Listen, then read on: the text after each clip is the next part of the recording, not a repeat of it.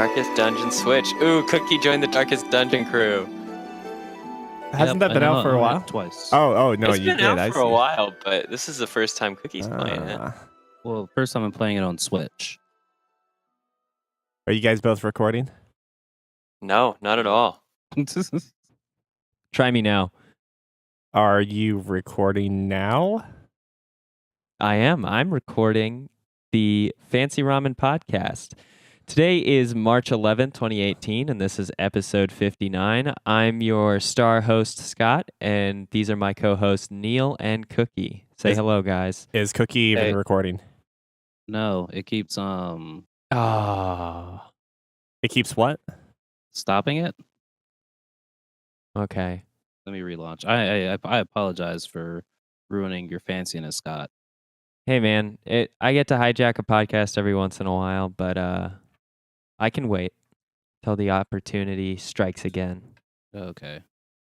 Because it is definitely March 11th, 2018, and this is episode 59 of the Fancy Ramen podcast. I am now recording.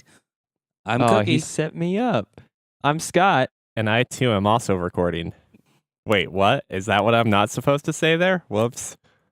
Hey, I'm Neil. How's it going, everybody? Hey, Neil. How's it going?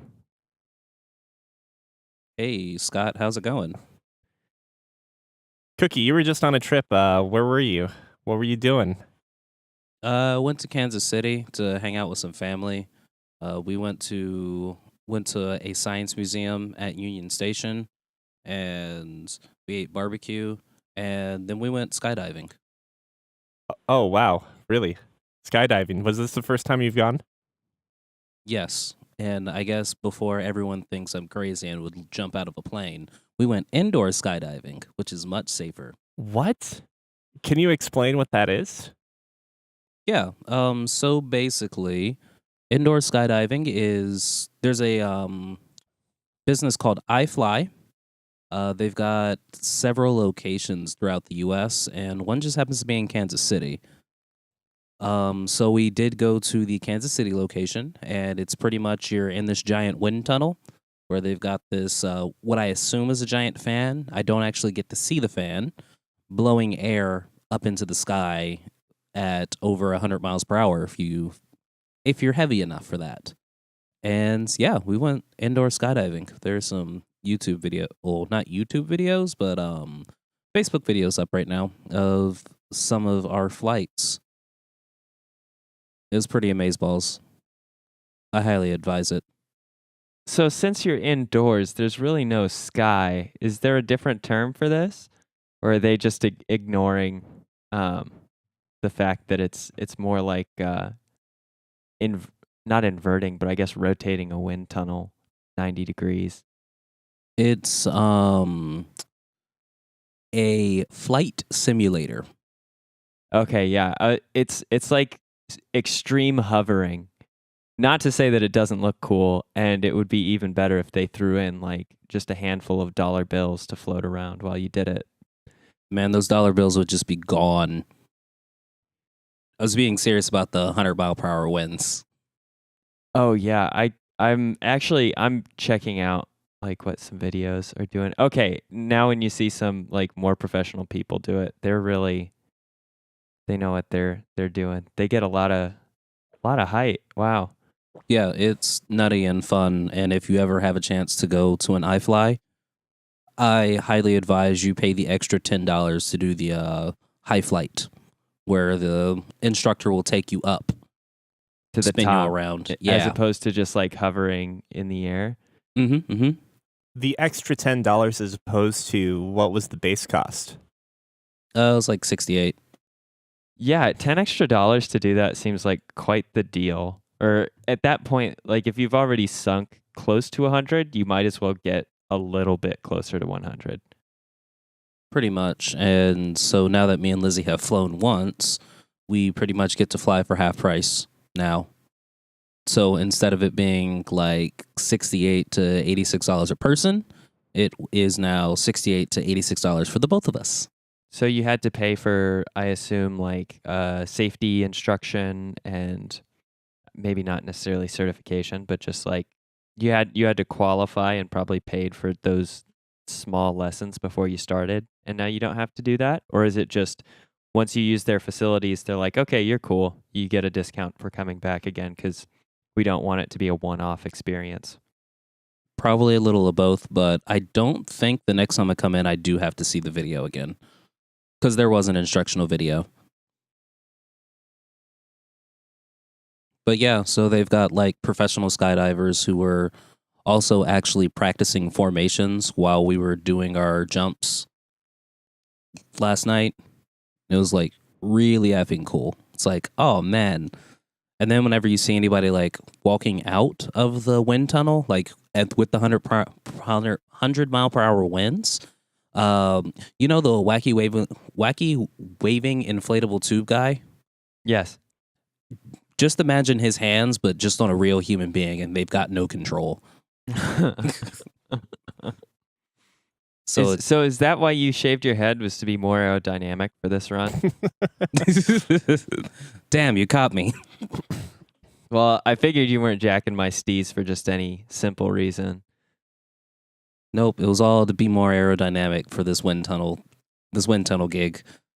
But man, the instructors there all seem like they just really enjoy their job. Seems like that could be a lot of fun. That is a cool experience. I want to see those videos, but I don't have a Facebook, so I will have to find another way. I got you, Scott. Cool. I'll just need to figure out what your email address is, so you can tell me either now, or you can tell me off air. I think I'll tell you off air. Neil, have you done anything even remotely close to as cool as what Cookie's done with his weekend? Oh, that's a no, huh? Overtime. That's about it. Instead of, using $78, having a once in a lifetime experience, I just made more money in overtime. Accumulate money, that's the saying, right? So you can have those experiences later. Or get to the point where I'm too old to experience those things. Oh, well, if you've ever dislocated your shoulder, don't do it. Were you in extreme pain or something, or? No, Lizzie was kind of worried about the safety of the indoor skydiving. So we were talking to the dude who was signing us up, and he was like, yeah, she's like, has anyone ever like majorly injured themselves?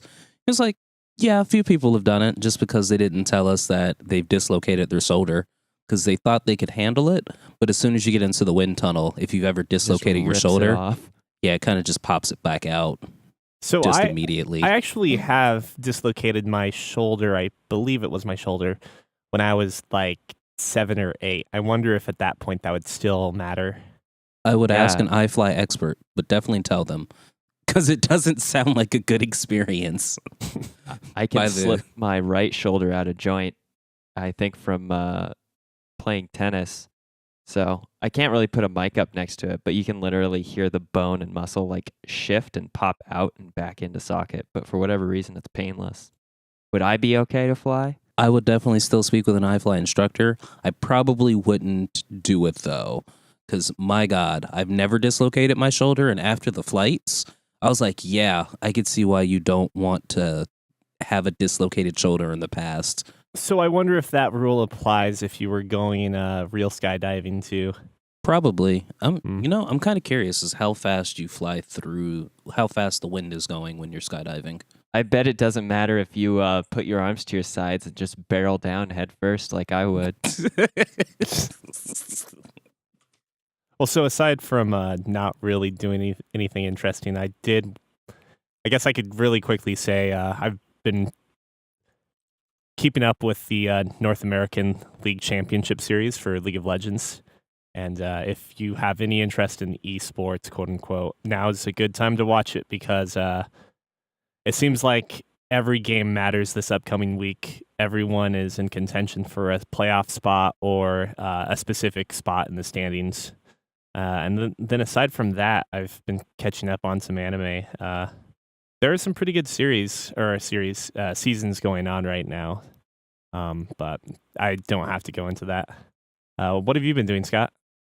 I've also had a busy work week, but I was able to fit in some time to go to the climbing gym here in town, which I probably won't be talking much about my weekends in the future, at least for the next couple weekends, because probably all I'm going to be doing is climbing. Bought a pair of shoes, got some pants to climb in, and I've been just working on improving my, like, I guess, muscle groups on different parts of my body, and been bouldering. I spent a couple hours doing it yesterday, and then I was going to do it today, but because of our kind of recording schedule being up in the air, I decided to take a rest day, since I also ripped off like part of my skin on my left hand on a couple spots. So I'll wait for those blisters to heal and callus, and then I'll be right back at the rock wall probably next weekend as well. But it's been fun, man. It's great. There is a few sensations I know that are more exciting than just like dangling over an overhang on like one arm and swinging your body to like try and catch a grab, or like hanging nearly upside down. See, whenever I do anything like that, I usually end up slipping and falling, and then embarrassingly bounce you're off the wall. talking as though I do not slip and fall. And when we're talking about safety videos, if I can ever find it, I'll have to show you the safe falling techniques video that I watched, because there's some very interesting ways you're supposed to like fall at the mats underneath these bouldering walls and structures to dissipate like the force. And sometimes it's just like landing and then like slapping the mat, like a pat on the back, like, good job, Matt, for catching you, to try and dissipate the force. And watching someone who's obviously like a professional climber who probably never falls or falls very little do it was, for whatever reason, an incredibly amusing experience to watch them just like biff it from every possible angle and show you how to fall. But yeah, I guess what I'm trying to say is I fall all the time, Cookie. Ain't nothing to be ashamed of. Sweet. Now, if we could just mix our two activities together and have a like rotating fan underneath you as you try and climb the wall, that way if you fall, you just float back up to where you need to be, I think we've got a new business model. Something slightly more profitable than podcasting.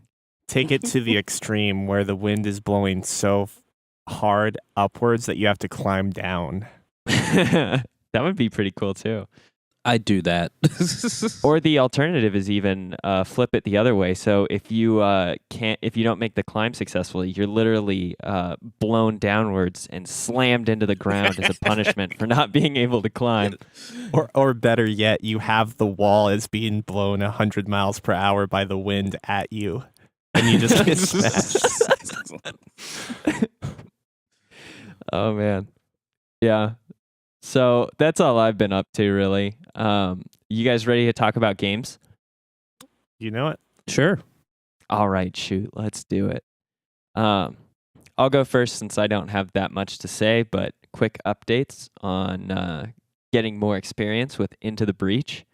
I think the last time we talked, I had unlocked maybe one or two different mech crews besides the initial mech crews, and each one being uniquely different makes the game so, I guess, so entertaining that every mech crew makes how you have to problem solve dramatically different depending on the two. There's overlap between some mech crews as to which ones are more offensive versus defensive, and then there are others still that are particularly interesting, in which it's a lot of like, you'd probably put them in like a tricky category where you have to manipulate the map and your enemies in order to mostly like perform damage or get desired outcomes.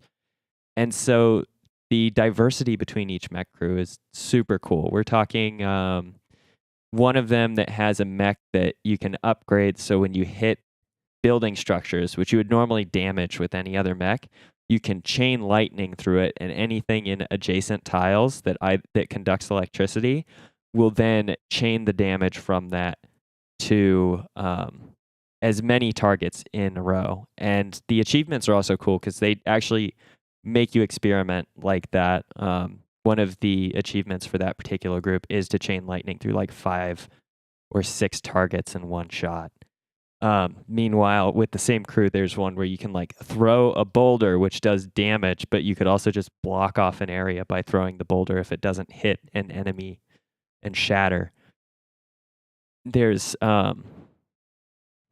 just all sorts of ways to play the game, which is really cool and entertaining. And I've unlocked, I think, more than half of the pilots now as well, and gotten to the end game on several occasions, beat it on 2 out of 3, and unlocked all of the islands. And so the last island that I hadn't seen previously is a weird, like, mechanical, acid-filled trash planet.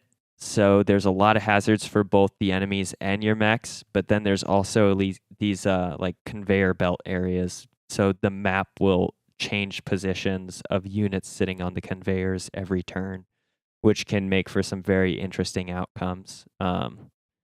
It, I think, would be one of the most fun places to play a mech crew like the Steel Judoka, which move the Vec enemies and change their attacks or move them around the map. And being able to compound that with the conveyor belt effect seems like it would be very entertaining. But all in all, this game of kaiju chess, as I've been seeing it referred to online, is really cool. Like, absolutely been excited and satisfied with the purchase of this game, and been playing a ton of it with my free time. I think this game is definitely up your alley, Neil. And Cookie, I feel like you'd probably enjoy it too. Like, I feel like it's pretty accessible to quite a few people. It's very hard at the start, but as you play more and more, it becomes pretty intuitive, the strategies that you want to employ for each kind of group type. And I still haven't done a random or customized squad yet either. It sounds like there's a level of accessibility that FTL does not have once you get into the late stages of that game. I felt like FTL, even after 50 hours, there was still ships that I had a much better standard outcome or like average outcome with than others. While in this game, I feel like every robot crew, I've had roughly the same amount of success as I've gotten better at the game, except for maybe one crew that is like, I forget what they're called, but they're called like the hazardous mech crew, and they take damage when they deal damage. So they're a super high risk, high reward. And they also heal anytime they kill a Vec enemy. So they're like the super offense class, and that's the only one that I've had like notably more success with in general than any of the others. So I feel like there's definitely crews that are meant to adapt, or that are valuable to different players' strengths. But in general, it feels a lot more balanced in the variety as well. Like, I can't get to the end of FTL without using the Kestrel or the Nesario or Nesio, which is the standard ship and then the cloaking ship. Every other ship I try and use, I normally don't make it to the end. I just have problems, and I can't adopt the style of gameplay that's conducive to success with them. So I definitely say it's maybe more accessible in the long term. Just out of curiosity, I know it's not fair to like assign a difficulty number, but if you were to give a difficulty rating on this game, 0 through 10 or 1 through 10, and FTL, what would they be? That is tough. I've been playing, I should also note that for both games, I prefer to play easy, but or at least in the initial part of the games. Once I put in quite a few hours, I'm more comfortable playing on normal. But I feel like with subset games, oftentimes it is almost essential to play easy to get your bearings first, and then also oftentimes to achieve the achievements that allow you more growth and diversity in how to play the game. But if I had to put a number on it, I'd say that the sheer randomness in both games makes it very hard to I think the sheer randomness in both games makes it very difficult to assign like a fair flat number or metric. But if I were to play both games on their hardest difficulty, I'd probably choose Into the Breach over FTL as far as chances for my success. So I'd have to give them maybe like a 7 for Into the Breach, and then FTL is one of the most difficult games for me to approach, so I'd give it like a 9. I mean, I'm assuming we're doing 1 to 10, or if we want to do like 1 to 5, which might be a more valuable scale, I'd say Into the Breach is a 4, and I'd give a 5 to FTL for its difficulty. Is there an element of RNG that Yeah, there's you can't really escape from in Into the Breach? Does it feel as frustrating as FTL can, though? I actually had a really whimsical moment when I was playing earlier today where it feels like the RNG is incredibly, because you're sharing a map with your enemies, it feels like the RNG is very fair for the most part. Like if I get just screwed over by how a random like damaging event happens. So on the final island, you're at a volcano, and so some areas, like some tiles on the floor, will almost always have an effect every turn. So one turn, the volcano is like covering up tiles that you can't cross now because there's lava, and you take, I think, damage or your units die when they move through it. But then another turn, it's spewing fire, and so if it hits those tiles, it instantly kills an enemy. And the spots where the fire lands keeps that tile burning for an extended period of time. So it's then a hazard on the map as well. And I have had instances in which my mechs were just unable to move from the start because of how a VEC was placed, or how a random event ends up like targeting an area that my mech can't really escape from, and so I've got to like take the L on that. But at the same time, I've also seen the VEC like set up an attack, and then a random occurrence in the environment saves me from even having to deal with it, because the environment goes first in a turn. So if I had a VEC that was going to attack, I believe, a power pylon, and it got dunked on by the volcano before it could actually initiate its turn. So I just got to skip dealing with it, which meant that I now had freedom to do other tasks with my units. And it was good because I won that final battle, but if I had lost, I think, 2 more power pylons, I would have lost the game. So that actually ended up being like a game-winning random event. So I'd say it's fair. Like, I'd never feel horribly screwed in that scenario where it's just like, this is completely unfair. But sometimes there can be rough starts, and other times you can get just a really lucky break. So I wouldn't say that I have any complaints about it. And I know it's not like you have to deal with XCOM or Fire Emblem hit percentages. There's no either. accuracy. There is technically one element to that, and that is that your power structures, whether they're the buildings or the pylons, they do have an opportunity to resist damage, but it's very low. It's normally 20% or lower, unless you're really investing in that to make it higher. But I haven't taken that route yet. But it's quite unlikely that it resists the damage. I mean, a 20% chance. Ideally, you're trying to prevent the Vex from striking at all. So a 20% chance of resisting damage, where maybe on an island you hopefully only have a couple buildings damaged total if you're doing poorly on an easy mode, that really reduces the chances for that event to occur. But yeah, it's a fun game. You guys should pick it up, especially if it comes out for a mobile device. I'm still thinking that this really succeeded in my library as well, because I was playing it on my laptop, and so I could take it kind of wherever I wanted to go. I'll have to. I'll put it on the wish list, on my Steam wish list. Right now, I'm starting to go through a bunch of games I picked up in a couple Humble bundles, and one in particular that I've had some time to play, just because it's kind of something you can sink a little bit of time in here and there, pretty chill.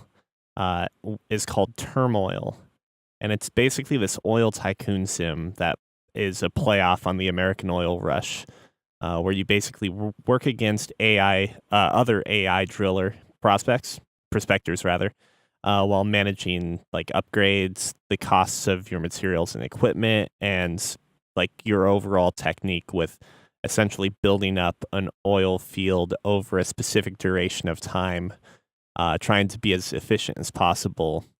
And it's interesting too because you also have to bid against these other prospectors over the land that you're going to drill. So sometimes you can make a bad, there's an element of RNG involved where you can make a bad bid on something that turns out to not really be too profitable at all.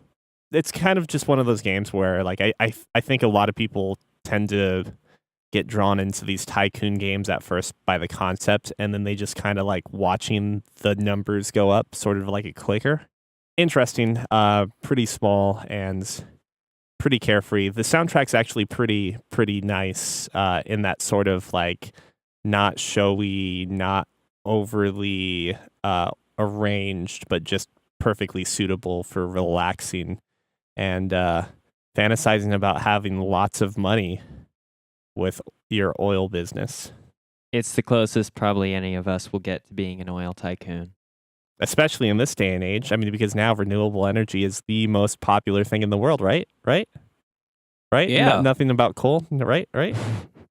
What's coal again? It's clean coal. We polished the shit out of this coal so it burns better than anything. But Cookie, I hear you've been playing something on the more difficult side of things. Yeah. So in regards to going to Kansas City, I was like, I want to play something while we're on this, while my wife is driving us to Kansas City.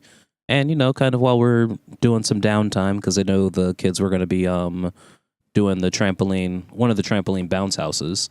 So I picked up Darkest Dungeon on the Switch after hearing Scott's rave reviews about it.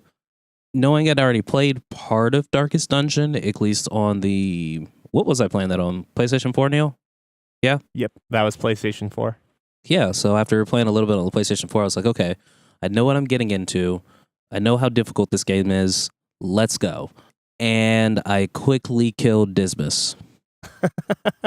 Dismas isn't supposed to last, man. That's okay. No, what are you talking about? He's the best.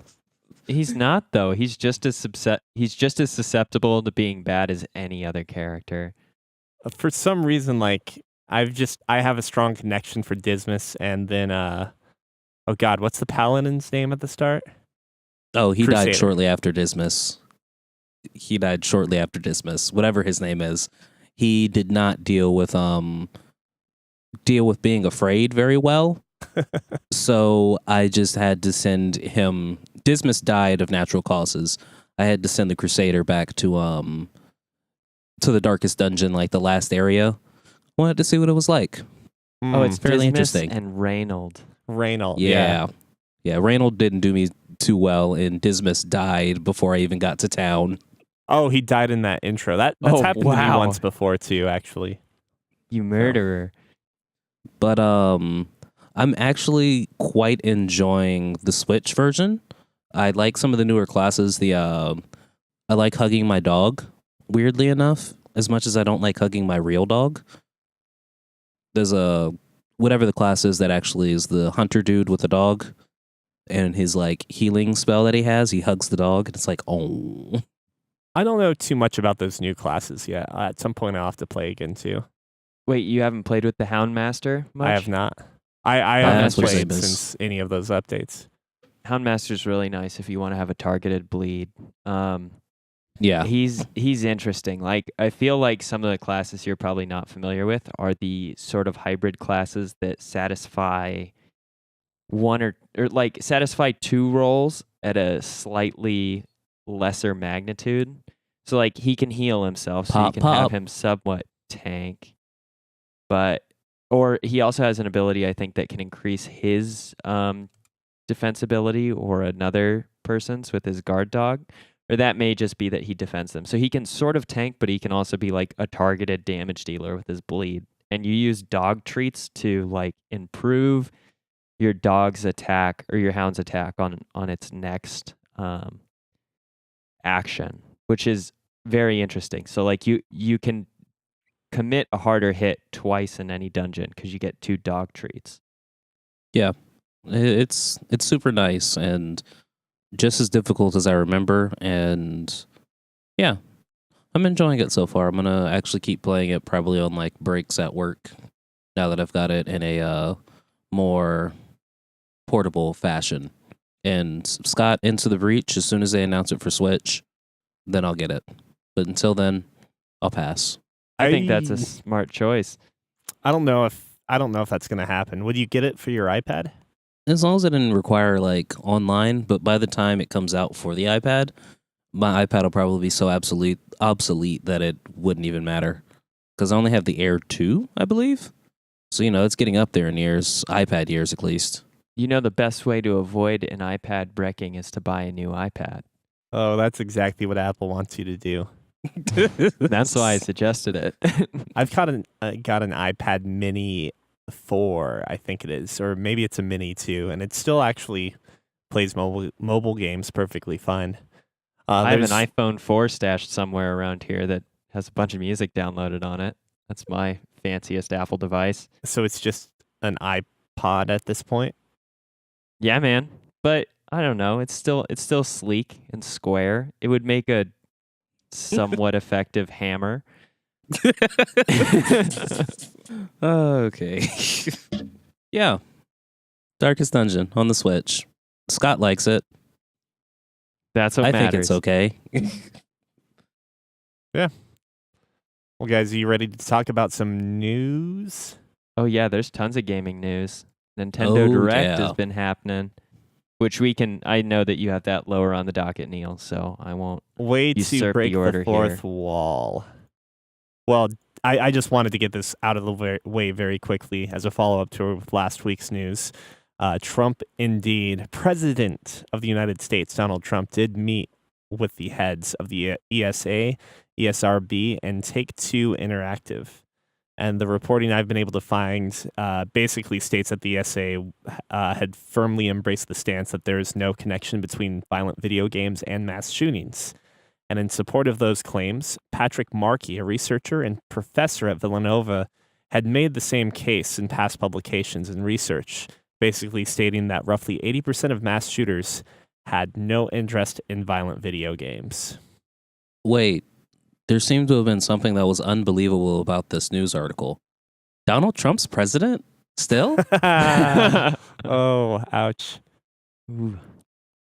Yeah, I mean, I feel like most people in the gaming community are aware of that, right? Like, Markey is not the only researcher who has done work on this, though he does have a pretty extensive catalog of research papers on behavior. And it seems like quite a few focus on video games or digital media.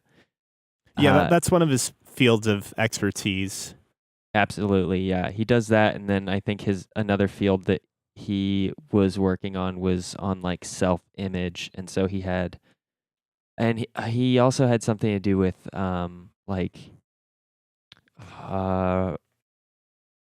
wow, I actually don't think I want to speculate on what it is. I can't remember it from this morning when I was looking through some of his work. We can probably speculate, though, with his interest in violent video games.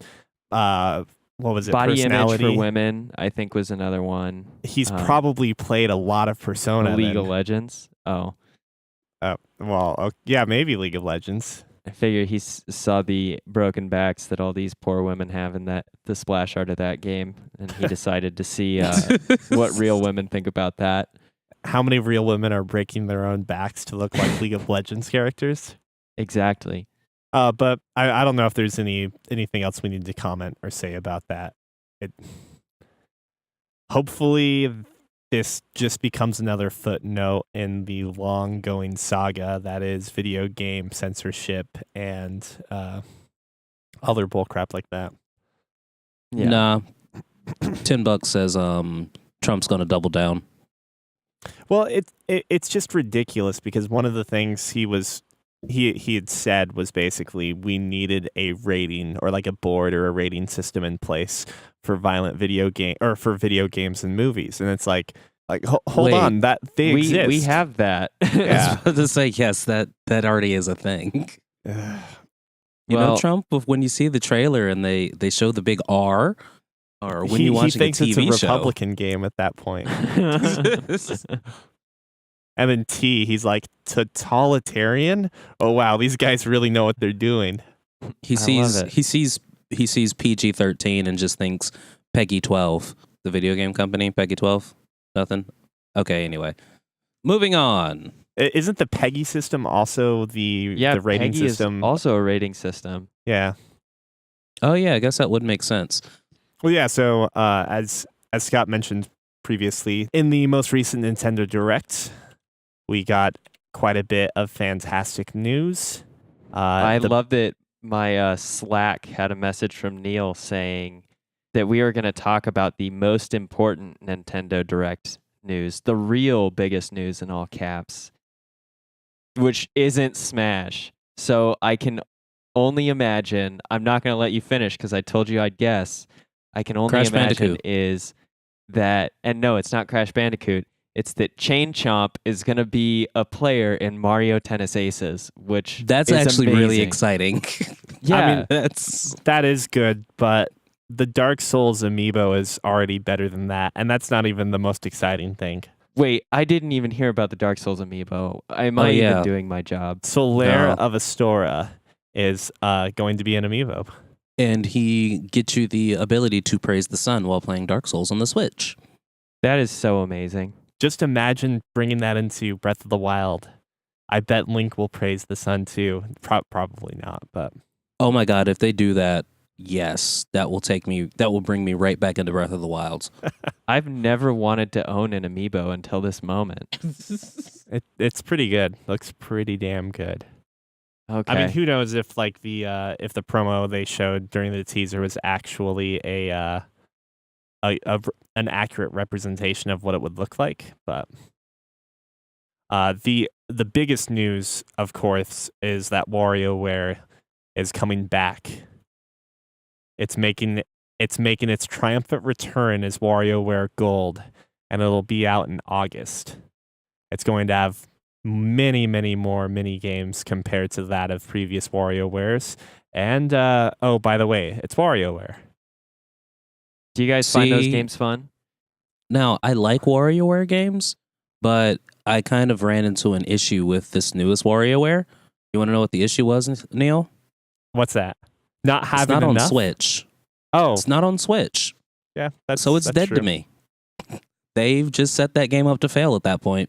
They're just think like, hey, Part of the reason they have it on the DS is there's games that are based upon like blowing into the mic, and I don't think they have any sort of sensitivity for that on the Switch. That may honestly be one of the reasons why it didn't get moved to there. And also it might be easier to port onto the 3DS, but that was something that I was thinking about as to why they didn't put it on the Switch. does the Switch not have a mic? I guess no. Although you could plug a headset into the port into that headphone jack. And how many games really have you use your mic? Or like how many mini games in the Well, WarioWare series? Right, but I just wanted to point out that like that was actually a hardware feature. It's just that the firmware and the Switch didn't support it, or still doesn't support it. I'm not sure on that end. I don't know. With everything that the IR sensor does, I wouldn't be surprised if they found a weird way to track breath. I mean, you could eat, and you could squeeze udders, and you can jingle a glass of ice around and feel how many ice cubes are in it. What can the 5. Switch? What's wrong with the Switch? Like, there's nothing wrong with the Switch. Yep. All right. Joking aside, though, the biggest. Let's just kind of go down the list in terms of importance. I think what we would all agree is that the biggest announcement is that we'll be getting a new Super Smash Brothers, and it will be on the Switch. Yeah. No, that's pretty much it. Not a big Smash guy, so the two of you will have to be even more excited for my lack of enthusiasm. Smash is the reason my old roommate even bought a Wii U, and it will probably be the same exact reason he buys a Switch. And as for me, I adore Super Smash Brothers 4. I started playing back in Melee days. I missed out on having it for my N64. I will bring all the enthusiasm that you need. I'm so excited.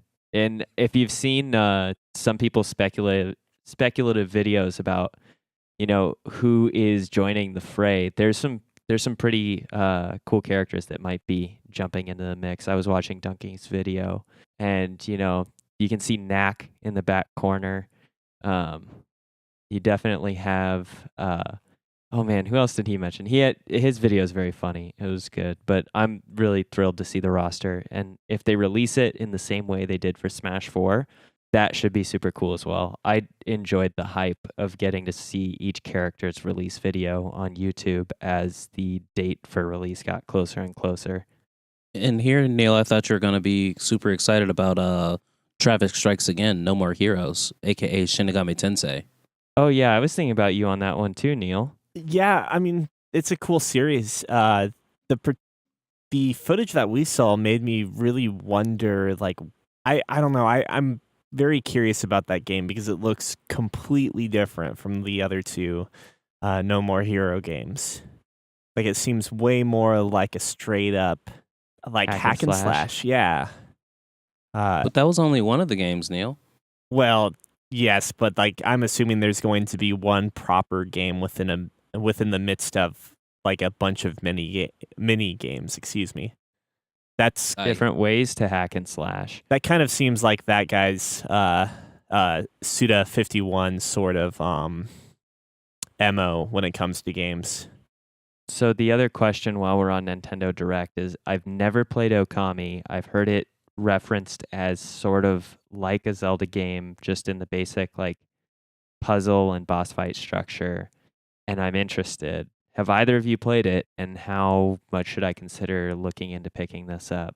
Yeah, the Zelda comparison gets pulled around a lot. I don't know how fair it is to do that because like you can make the comparisons that like both are, narratively driven adventure games that rely on the use of tools, or in this case, paintings that get like to get around certain puzzles and so forth, and it also like impedes or blocks your progress until you get that certain thing.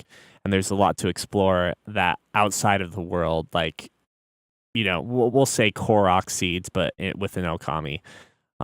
What I would also note though is that unlike most Zelda games, Okami is pretty freaking long. I'm actually going to look up the time to beat on Okami because I imagine it's much longer than your typical Zelda game, ignoring Breath of the Wild. So according to howlongtobeat.com, Okami has the following metrics. Main story, average 36 hours and 36 minutes. Main story and extras, 45 hours and 27 minutes.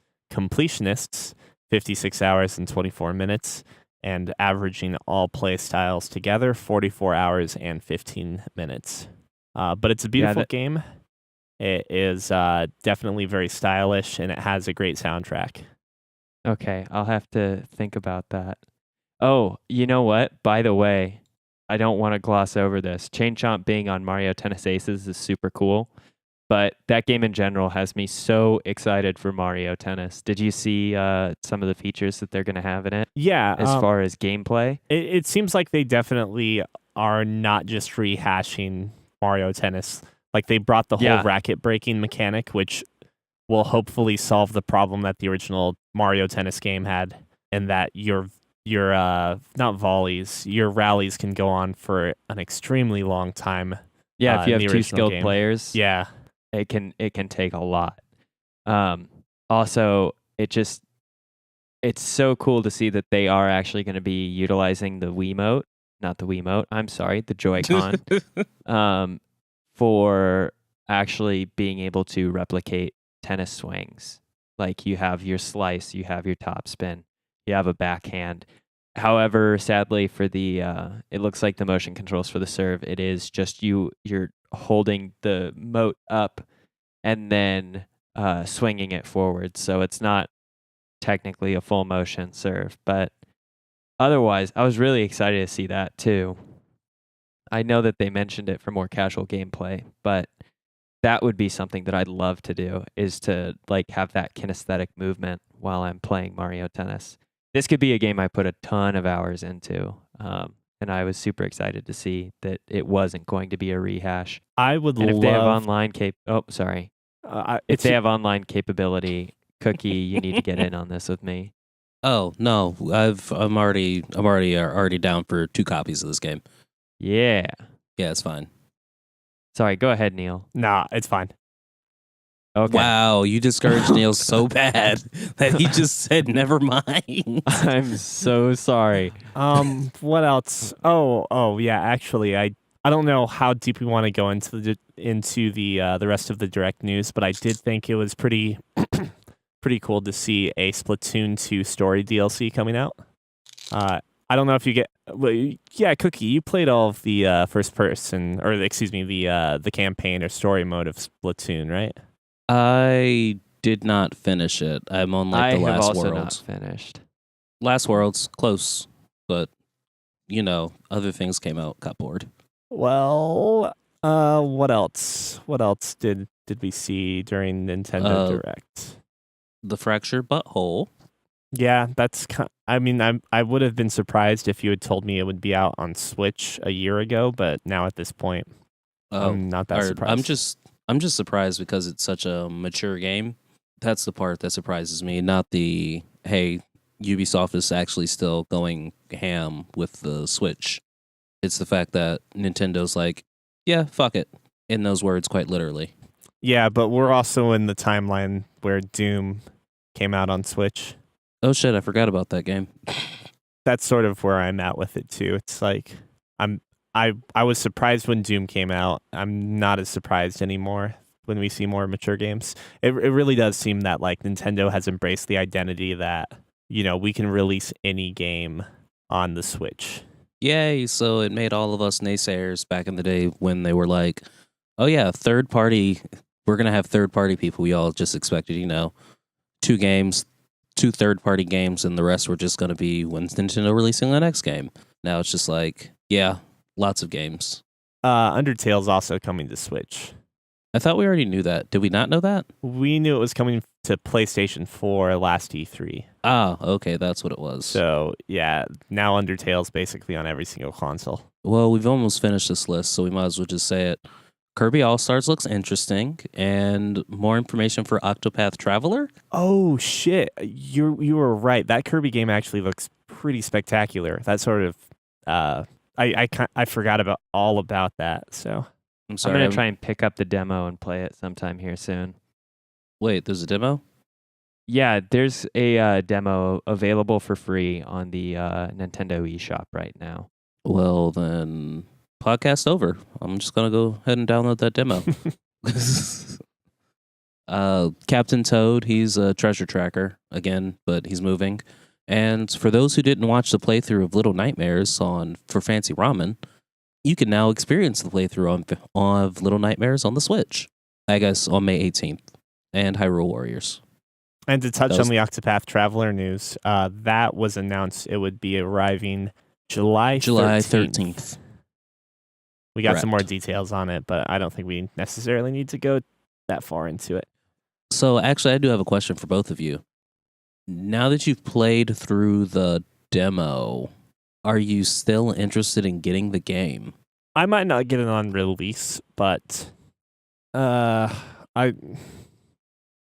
see like what else I have in my catalog at that point. Scott? I'm sorry, which game demo? Octopath Traveler. Are you interested in the game now that you've played the demo?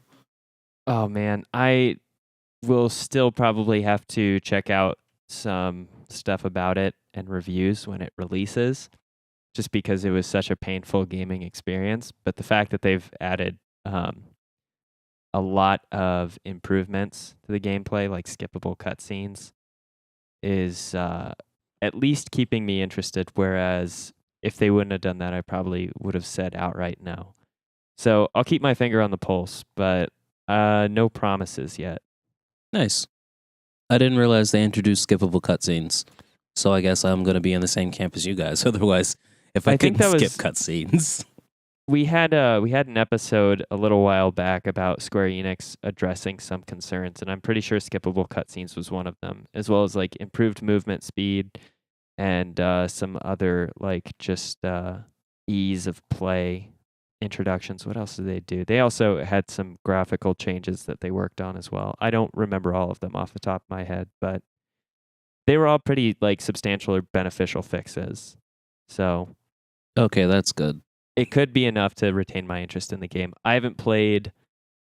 This game is kind of makes me think like it might scratch that itch that I used to play Golden Sun for, and so it'll be really kind of balancing between, do I want to play another Golden Sun-esque game again, and if so, Octopath Traveler is probably my best bet for the foreseeable future. Nice. Well, speaking of other things that you, other game, or rather, How do you want to transition this, Neil? you know what? I also just realized Speaking that of things we that also are need failing, to say, like Neil's transition, the Oculus Rift went dead this week because of some certificate errors. Yeah. So this is actually something that happened on Tuesday, I believe. The reason I put it up there is because actually Neil was talking about getting a little bit interested in VR, and the Rift was on his list, and I was like the next day I heard that their licenses ran out for their electronic certificates. So yeah, apparently it was down for a day or two, and they've released a hot fix via download, and now you can headset suffers 15-hour outage, so just a day, and they were giving people $15 to say, yeah, our bad. And did either of you check eBay when they bricked originally? No, I should have. How'd Yeah. that look? I didn't check eBay either. I thought Neil might have done that. as if they or would thought have about become more affordable. Like, yeah, people would just be like, all right, a global failure of this product, rendering it unusable, is going to make some people wary about keeping it. I was about to say they did kind of just brick the entire product. Yeah, that's pretty wild if you think about it. There are very few products in which every single like physical copy of said product just fails outright. At the same time, it's extremely damning. Like, that's probably the worst thing that's happened in terms of gaming hardware slash software. Like, the only things I can compare it to are PlayStation Network or Xbox Live going down around the holidays for multiple days. oh yeah, I guess you're right. Because but at least when the Xbox and PlayStation went down, you were still able to play your console. With this thing going dead, that was it. Exactly, and that's what's so troubling as a prospective Rift buyer. Do I want to get something that maybe in 10 years will never be usable again? That might be too far into the future, to the point where like you may not want to play the Rift anymore. But like the preservation of video games is something that I consider to be like pretty important. Absolutely. And No, if, the only go ahead. if there's a chance or a possibility that this hardware will not operate properly in 5 years and 10 years, it just seems, I don't know, it seems horrible from that standpoint of being able to archive or capture the games that we played today. Yeah, I mean, there are people who have Nintendo Entertainment Systems that are still kicking strong without any issues. So you would expect a piece of like modern day hardware to at least keep pace with something like that, right? Yep. Man, how often do they have to re-up that subscription? Or I guess they're not re-upping the subscription since it's a software fix. I didn't really read into what the actual fix was, but it was just like a download, and they were like, yeah, that electronic subscription going out kind of literally bricked the hardware. It's okay, Cookie. We're here for the outrage, not for the facts. Perfect. Well, if you listeners have comments, questions, or concerns, you can write into podcast@fancyramen.com. Don't be afraid to leave a like and a review on Apple Podcast, or nope, just Apple Podcast, actually. Get more of those reviews out there so that way I can actually start reading them off. Come on! And also, do us a favor and tell a friend about our podcast. If you like it, the best thing you can do for us is share it with other people that you like. Well, guys, before we say our goodbyes, are there any things you're planning on doing this upcoming week or looking forward to? Yes, actually. Tera was recently released on the PlayStation 4. Actually, Friday when I left, it came out, and I didn't know about it, so I'm downloading it right now. I'm super excited. For those who don't know, Tera is a action MMO where you can actually like literally dodge out of the way of attacks, and it's super fun and skill based. I enjoyed playing. I think I got about like 80, 90 hours on the computer. So now that it's on the PlayStation 4, that means I can play it, and that's always exciting. I'll give it about 5 hours. Is it also not the one that is most famous for its voluptuous designs? I believe it is very famous for its voluptuous designs, but nothing's going to beat Dragon's Crown for me. Well, I mean, there are certain things that you can do in a 2D world that you can't do in a 3D world, I think. I don't know. I've played Dead or Alive. Yeah, but Dragon's Crown, goes beyond that. Yeah, it does. And maybe it's Black Desert that I'm thinking of, but Black Desert also has, that action sort of feel to it as well. Yeah. Oh, actually, I guess Black Desert is kind of, extra. Well, what about you, Scott? Well, I'm looking forward mostly to in gaming, trying out this Kirby Star Allies demo. I haven't played, I guess, a side-scrolling Kirby game since Kirby's Epic Yarn. And if it's anything like that, well, actually, no. If it's anything like Kirby Crystal Shards, I think was the N64 game, then should be quite a blast. Otherwise, I'm going to be playing even more Into the Breach. I'll let you guys know if I have completed all the achievements next time or not. But that is my goal.